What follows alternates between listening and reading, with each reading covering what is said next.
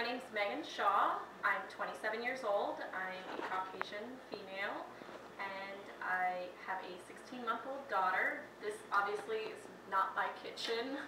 I just moved to Arizona from Connecticut, and I have absolutely no idea where anything is in this kitchen. I do not have much of my equipment, as this used to be a putty knife that I took from the garage, and it will help me to ice this cake. How would you describe your personality?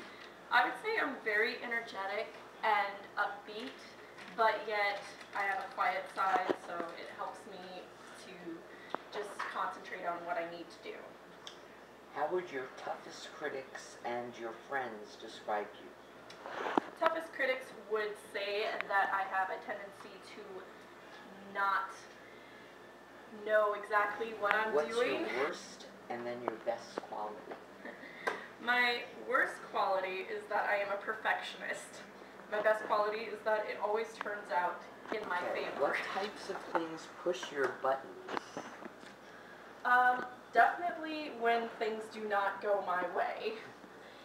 I get annoyed when I have a plan, a set plan for things, and things start to go awry. Like if this cake was to fall apart right now, I think that would definitely push my buttons. Tell us about your background and upbringing. How did that help or hurt the person you've become today? Well, I am an Air Force brat, which helped me a lot in being able to acclimate myself to many different environments and meet many different people so that I can always just adjust to everything. How do you feel you react to criticism? Terribly. Absolutely the worst person with criticism, unless it's constructive, and sometimes I What don't types see of that. people do you like, and what types of people rub you the wrong way? Well, I like lots of people who are energetic and just very much happy with life and are go-getters. I don't enjoy people who say they're going to do things but then don't, or misrepresent themselves. It definitely does not help me. If you were an ingredient, what would you be and why? I would say I would have to be almond extract because it's a warm and inviting flavor that has a Describe your hint of character spice. as it pertains to the competition. I would say I'm a very laid-back person, so I would pretty much just watch and learn and figure out how other people are playing the game, and if they're playing it incorrectly, I'll adjust my strategy. If you've watched any episodes of The Next Great Baker, which cast members do you most relate to and why? I related to Meghan mainly because of the name. Of course, I have the H and she doesn't. And she just seemed like she was very much herself. She wasn't going to let anyone or the competition change who she was or how she did her cakes. Okay, first tell me about your food industry experience, and then tell me about your cake decorating, baking, or pastry experience. Well, I started as a waitress when I was in high school, and I worked my way to being a manager of a pizza restaurant and also waitressing at the time. And then I owned, and still do, own the name for Meg's Morsels, although that business is no longer running due to financial difficulties. But for those who know of Meg's Morsels, they could still call me. And I also worked at Price Chopper, which is a grocery store mainly on the East Coast, as a cake decorator. That job I enjoyed because it helped me to actually move quicker when decorating cakes. I didn't have 3 days to decorate a huge cake. I had 10 minutes to decorate a cake for an order that was due that day. Is there a specific type of food or desserts you like to bake or cook? I like anything with chocolate.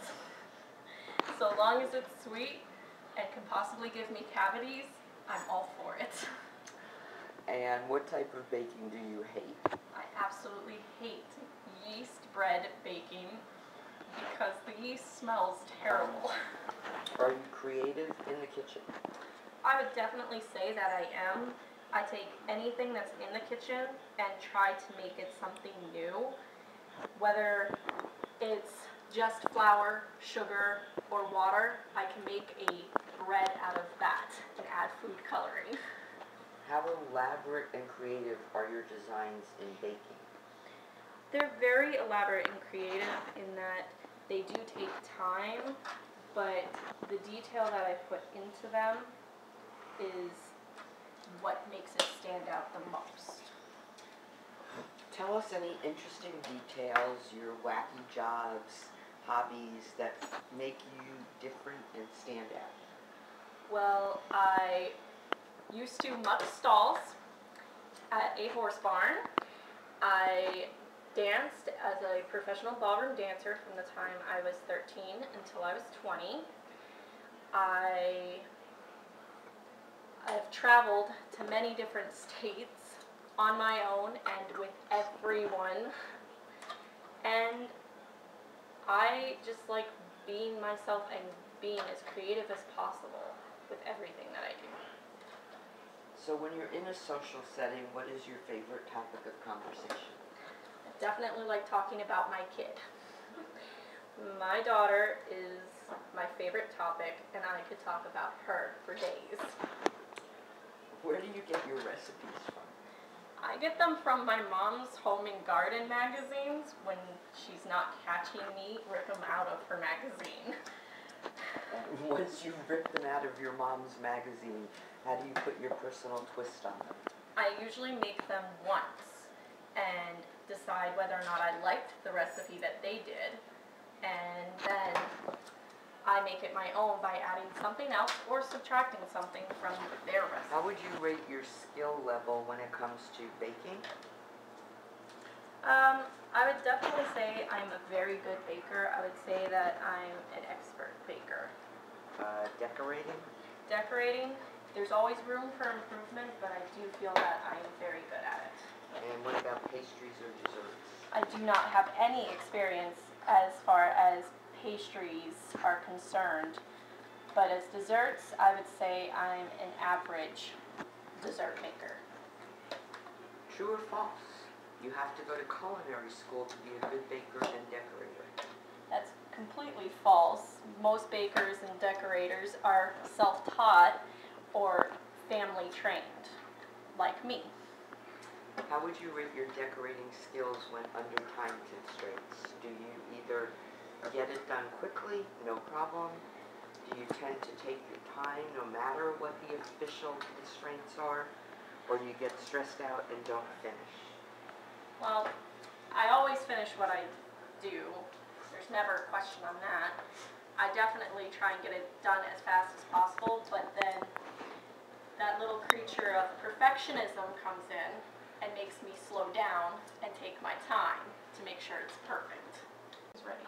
Describe the type of elaborate cakes you've made, but don't tell me about the hardest one at this point yet. The most elaborate cake would have to be the SpongeBob cake I did, because I made SpongeBob and Patrick out of modeling chocolate, and every detail counted. It came down to the flags that were on top of the crab shack, and even having SpongeBob eating a heart-shaped Krabby Patty. That's a very detailed cake, but that would possibly be my favorite detailed cake. Okay, what about the princess cake you made? The princess cake was very hard in that it was 3 feet wide and 3 feet tall, and it was made out of everything edible. The towers were pink Rice Krispie treats rolled in pink fondant, made with pink cake and pink frosting, and all of the characters on that one as well were edible as well. Do you think you could make a 5-tier wedding cake in an hour? I think if given the proper equipment, not a putty knife, I would be able to.